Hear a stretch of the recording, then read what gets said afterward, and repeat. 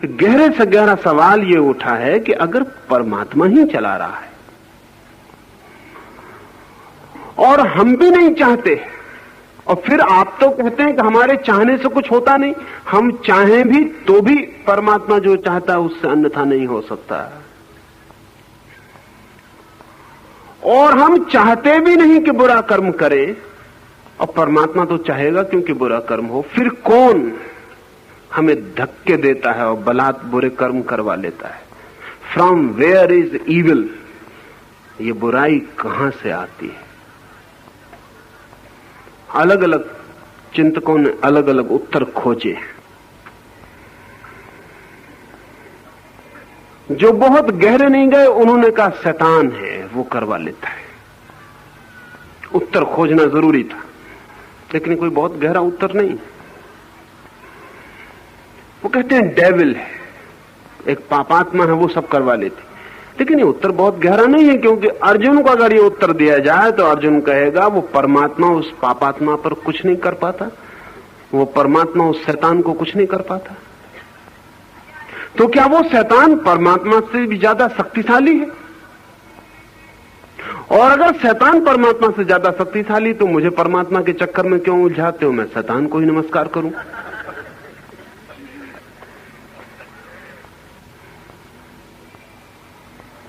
अनेक चिंतकों ने दूसरा एक तत्व खोजने की कोशिश की है कि एक दूसरा भी है परमात्मा के अलावा जो लोगों को पाप में धक्के दे रहा है, लेकिन ये उत्तर न तो मनोवैज्ञानिक है न बहुत गहरा है।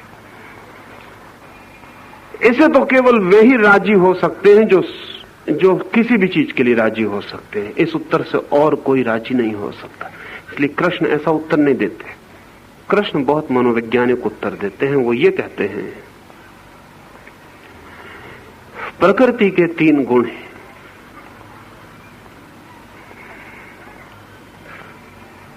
रजस, तमस और सत्व। उनका उत्तर बहुत वैज्ञानिक है। वो कहते हैं प्रकृति त्रिगुणा है, और मैं आपको ये कहूं कि ये 3 गुण की बात जब कृष्ण ने कही थी तब बड़े वैज्ञानिक आधार रखती थी, लेकिन कृष्ण के बाद पिछले 5000 सालों में जितने लोगों ने कही उनको इसके विज्ञान का कुछ बोध नहीं था।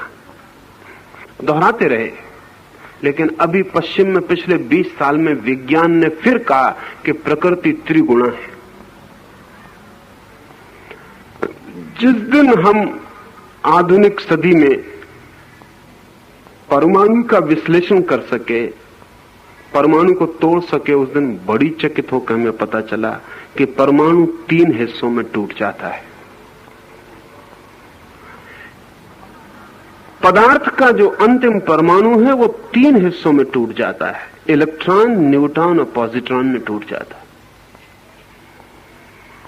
और वैज्ञानिक कहते हैं कि इन 3 के बिना परमाणु नहीं बन सकता, और इन 3 के जो गुणधर्म हैं वे ही गुणधर्म हैं जो सत्व, रज और तम के।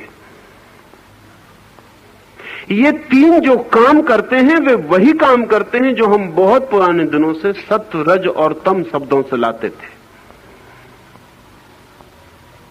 उसमें तमस जो है, इनर्शिया, वो अवरोध का तत्व है, स्थिरता का तत्व है। अगर तमस ना हो तो जगत में कोई भी चीज स्थिर नहीं रह सकती।